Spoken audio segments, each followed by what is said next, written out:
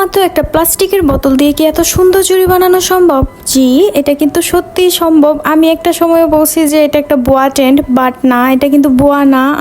আমাকে অনেকে বলছেন যে নাচতে না জানলে উঠান বাঁকা, ঠিকই বলছেন। এখন আমি নিজেও এত সুন্দর চুড়িগুলো জাস্ট একটা প্লাস্টিকের বোতল দিয়ে তৈরি করে ফেলছি। আপনারা ভিডিওটা দেখতে থাকেন, আশা করি আপনাদের কাছেও ভালো লাগে। আপনারা যে এই শাড়িটা দেখতে পাচ্ছেন, এই শাড়িটার মধ্যে টার্সেল বসানো, তারপর এই যে ফ্লাওয়ার পেন্টিং গুলা, সবগুলো আমি নিজের হাতেই করেছি। তো ভাবলাম যে এই শাড়িটা যেহেতু আমার নিজের হাতে তৈরি করা, তো আমি এটার সাথে হ্যান্ডমেড চুড়ি তৈরি করব। আমার প্রায় সব শাড়ির সাথে ম্যাচ করা চুড়ি আছে, বাট এটার সাথে নেই। তো চুড়ি তৈরি করার জন্য ফার্স্টে আমি 1 লিটার মজুর বোতল নিয়ে নিয়েছি। এখান থেকে স্টিকারটা সরিয়ে নিয়েছি। তো আমি এইটার মাঝখানে আমি একজন চুড়ি হাতে পরে নিয়েছি, কারণ হাতটা অনেকটা ফাঁকা ফাঁকা লাগছে, কারণ যেহেতু শাড়ি পরেছি। আচ্ছা, এখন আমি যে স্টিকারটা সরিয়ে নিয়েছিলাম, ওই স্টিকারের মাঝের যে অংশটা, ওইটাই আমি এখন কেটে নিচ্ছি। আমি কিন্তু একটা কাটারের সাহায্যে ফার্স্টে একটু কেটে নিয়ে তারপর একটা কেচির সাহায্যে সুন্দর করে কেটে নিয়েছি।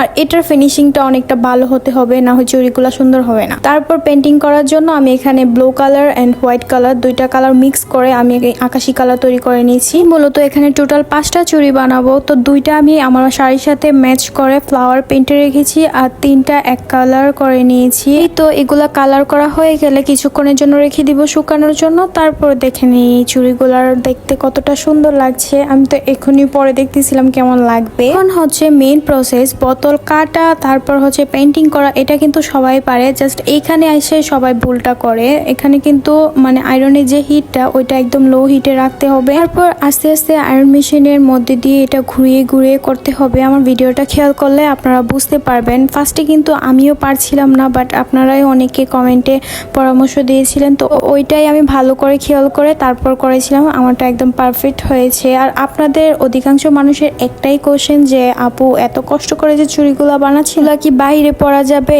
এগুলা কি শাড়ির সাথে পরতে পারবো কিনা? তারপর হচ্ছে চুড়ি কালেকশনে রাখতে পারবো কিনা? এখন আপনারাই বলেন, এই চুড়িগুলা কি দেখতে খারাপ? এগুলো কি পরা যাবে না? আমি তো ভাবতেছি এই চুড়িগুলো আমার চুড়ি কালেকশনে রেখে দিব, কারণ এত কষ্ট করে বানিয়েছি, তাও একটা প্লাস্টিকের বোতল দিয়ে। আমার কাছে তো এই চুড়িগুলা খুব সুন্দর লাগতেছে। আমি চুড়ি কালেকশন আমার রেখে দিব। তো আপনাদের কাছে কেমন লাগছে অবশ্যই কমেন্টে জানাবেন। আমার ভিডিও আপনাদের কাছে ভালো লাগলে অবশ্যই পেজটিকে ফলো দিয়ে পাশেই থাকবেন। আল্লাহ হাফেজ।